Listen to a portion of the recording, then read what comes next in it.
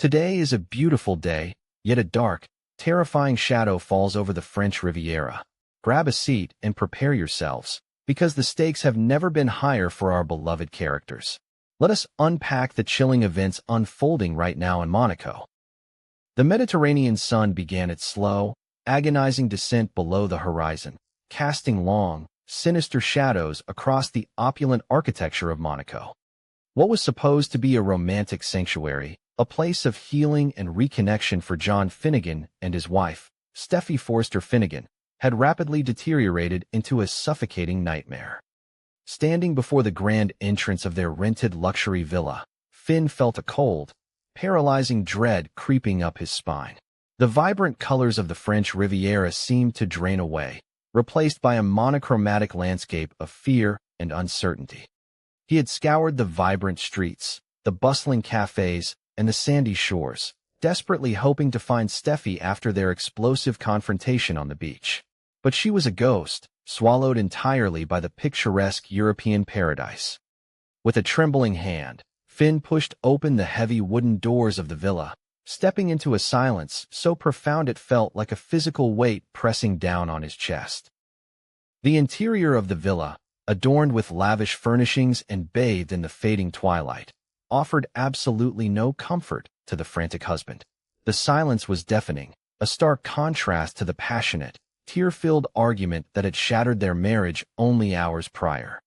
Finn called out for his wife, his desperate plea bouncing off the marble floors and vaulted ceilings, returning to him unanswered. He moved with a frantic, erratic energy, his eyes darting to every corner, every shadow, searching for any sign that she had returned to pack her bags, to leave a note, to do anything that indicated she was safe. But the immaculate state of the living room only amplified his terror. There were no hastily packed suitcases, no discarded items, no signs of a woman rushing to catch a commercial flight back to Los Angeles. The stillness of the villa was unnatural, a chilling tableau that whispered of something far more sinister than a simple, angry departure. As he tore through the master bedroom, pulling open closets and checking the en-suite bathroom, the crushing psychological weight of his own guilt began to suffocate him. His mind relentlessly replayed the horrifying events on the beach. He saw the profound betrayal burning in Steffi's beautiful eyes. He felt the phantom sting of her wedding ring as she hurled it at his chest, a physical manifestation of her shattered trust. And worst of all, he heard his own voice, foolishly, naively attempting to defend the woman who had terrorized them. He had kept Sheila Carter's presence on his commercial flight a secret, believing he could manage the situation, believing he could protect Steffi's peace of mind by silencing the truth. It was a catastrophic miscalculation, a fatal error born from a toxic, lingering biological bond that he should have severed long ago.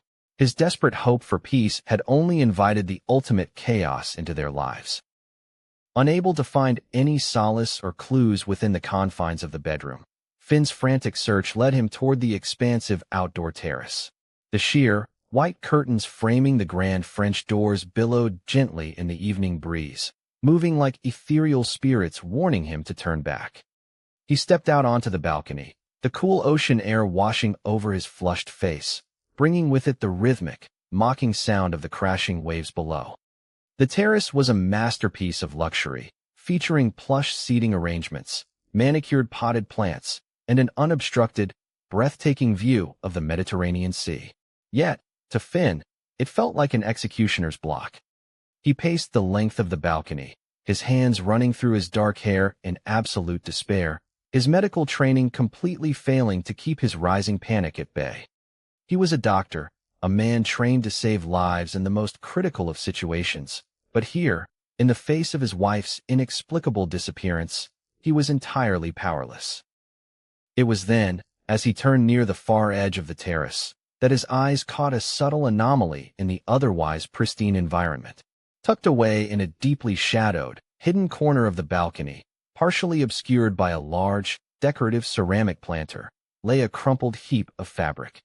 Finn's breath hitched in his throat, his heart hammering against his ribs with the force of a battering ram. He recognized the vibrant, intricate pattern instantly. It was Steffi's favorite silk scarf, a delicate, luxurious piece she had worn specifically for this trip to shield herself from the brisk coastal winds.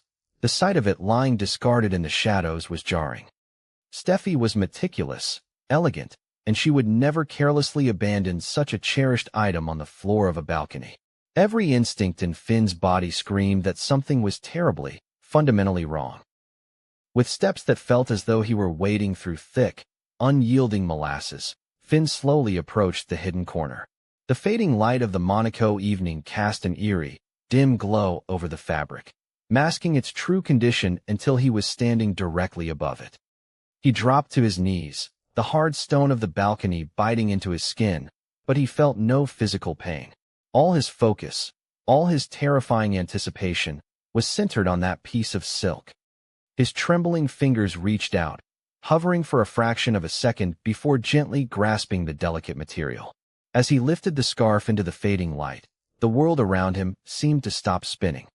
The breath was violently knocked from his lungs, leaving him gasping in a silent, agonizing scream of pure horror. The pristine, vibrant beauty of the silk was ruined, marred by dark, unmistakable stains. Blood. It was blood. The crimson patches were stark and horrifying against the elegant pattern of the fabric. Finn's medical expertise immediately registered the reality of the stains. They were relatively fresh, a visceral testament to a recent, violent struggle. The sight of his wife's blood acted as a physical blow to his gut, sending a wave of nauseating terror crashing over him. His hands shook violently as he held the stained silk, his mind desperately trying to reject the horrifying reality unfolding before his eyes. This was not a simple departure. This was not a wife fleeing a broken marriage in a fit of rage. This was a crime scene.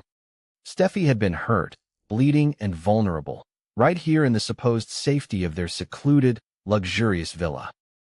But the nightmare was only just beginning to reveal its true, terrifying depths. As Finn brought the blood-stained scarf closer to his chest in a gesture of profound agony, a distinct, overwhelming olfactory trigger assaulted his senses. Beneath the sharp, metallic scent of the blood, there lingered a heavy, cloying, and sickeningly familiar fragrance.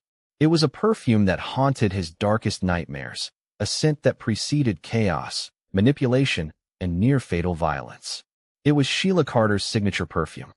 The aroma clung to the delicate silk like a malevolent curse, an undeniable, invisible signature left behind by the devil herself. Finn closed his eyes, the scent invading his nostrils and triggering a visceral reaction of pure, unadulterated revulsion. The smell was a physical confirmation of his absolute worst, most paralyzing fears. The horrifying deduction slammed into Finn's consciousness with the destructive force of a freight train. The explosive argument on the sun-drenched beach had not been the end of their encounter. Sheila had not retreated into the shadows of Monaco to lick her wounds and accept defeat. She had not boarded a flight back to Los Angeles as she had deceitfully promised. Instead, the relentless predator had tracked her prey. Sheila had followed Steffy back to the sanctuary of the villa, waiting in the shadows, biding her time until Steffy was alone and vulnerable. The realization that his biological mother had stalked his wife, hunting her down in the very place they had sought refuge, shattered the last remaining fragments of Finn's naive optimism. The beach was merely a distraction, a prelude to the true, violent ambush that had taken place on this very balcony. Finn's tortured mind began to involuntarily reconstruct the horrifying events that must have transpired in his absence. He envisioned Steffy, emotionally shattered, tears streaming down her face as she sought solace on the quiet balcony, trying to process the devastating betrayal of her husband. He pictured Sheila emerging from the creeping darkness, her eyes burning with that familiar, unhinged obsession. He could almost hear the venomous words exchanged, the sudden, terrifying escalation from manipulation to physical violence. The blood on the scarf painted a gruesome, undeniable picture of a desperate struggle. Steffy had fought back, as fiercely and bravely as she always did, but she had been overpowered, ambushed in a moment of profound emotional exhaustion. And Sheila, the monster who claimed to seek redemption, had ruthlessly struck her down. As the vivid, horrifying images played out in his mind, a crushing, suffocating avalanche of guilt descended upon Finn, bringing him entirely to his knees. He buried his face in the blood-stained silk, a guttural, agonizing sob tearing from his throat. This was his fault. The blood on this scarf was on his hands. His catastrophic negligence, his foolish, persistent belief that Sheila could somehow be managed or redeemed, had paved the exact path for this tragedy. By keeping her presence on the flight a secret, by failing to immediately alert security, by offering even the slightest defense of her actions on the beach, he had disarmed his wife. He had stripped Steffy of her defenses and blindly pushed her directly into the waiting, blood-soaked hands of the devil. His desire to see the good in his biological mother had blinded him to the undeniable reality of her evil. In that agonizing moment of clarity, kneeling in the shadows of the Monaco balcony, a profound and irreversible transformation occurred within John Finnegan. The gentle, compassionate doctor, the man who swore an oath to heal, to forgive, and to see the inherent humanity in everyone, died a sudden, violent death. In his place, a desperate, hardened, and fiercely protective husband was born from the ashes of his colossal failure.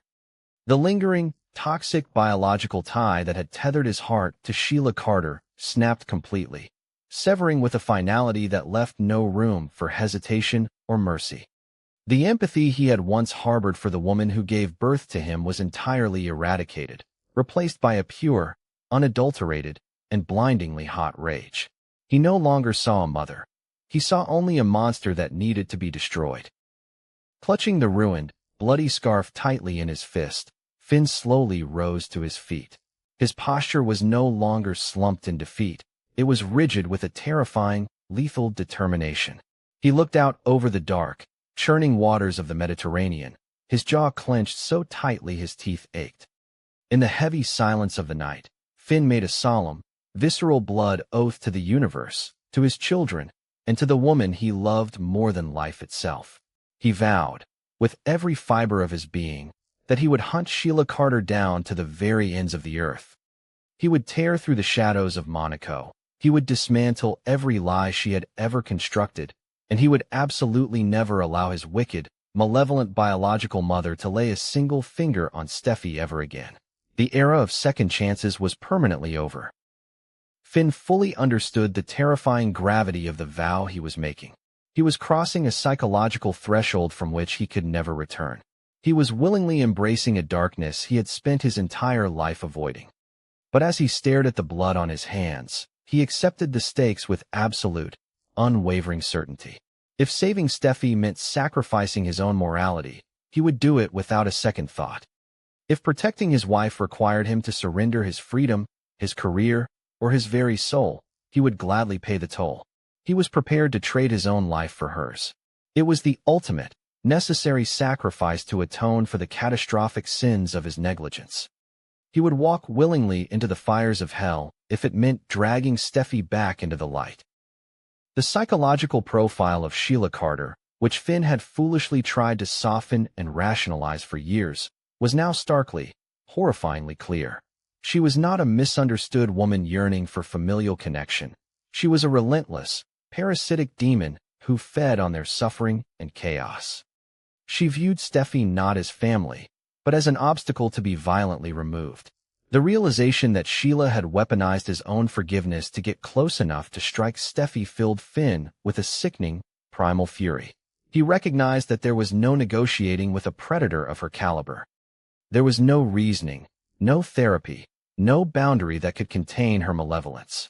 She was a lethal threat that required an equally lethal, uncompromising response, and Finn was finally ready to deliver it. The paralyzing shock of the discovery began to rapidly recede, entirely replaced by a hyper-focused, adrenaline-fueled urgency. Time was no longer a concept. It was a rapidly depleting resource. Every passing second that Steffy remained in Sheila's unhinged clutches was a second closer to an irreversible tragedy. Finn's mind shifted into a state of tactical, ruthless calculation. He meticulously folded the blood-stained silk scarf and placed it securely in his jacket pocket. It was no longer just a horrifying piece of evidence. It was his talisman, a grim, physical reminder of his monumental failure and the ultimate fuel for his impending war. The scent of Sheila's perfume, once a trigger for anxiety, now served as the scent of his prey. Finn turned his back on the beautiful, deceptive view of the Mediterranean Sea and strode purposefully back into the empty villa. The silence that had previously terrified him now only sharpened his resolve. He moved with the precision of a man who had absolutely nothing left to lose.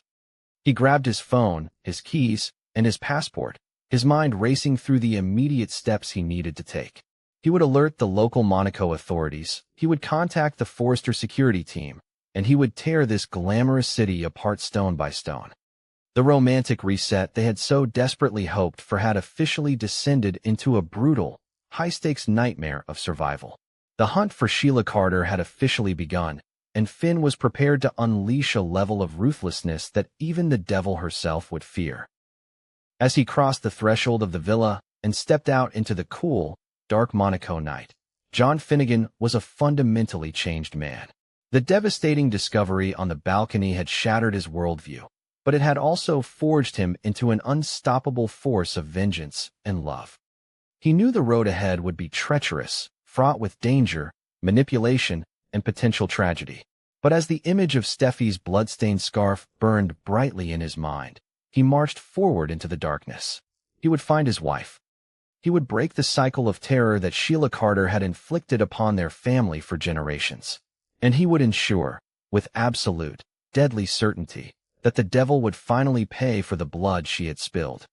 The ultimate test of the Shin marriage had arrived, and Finn was ready to fight to the death.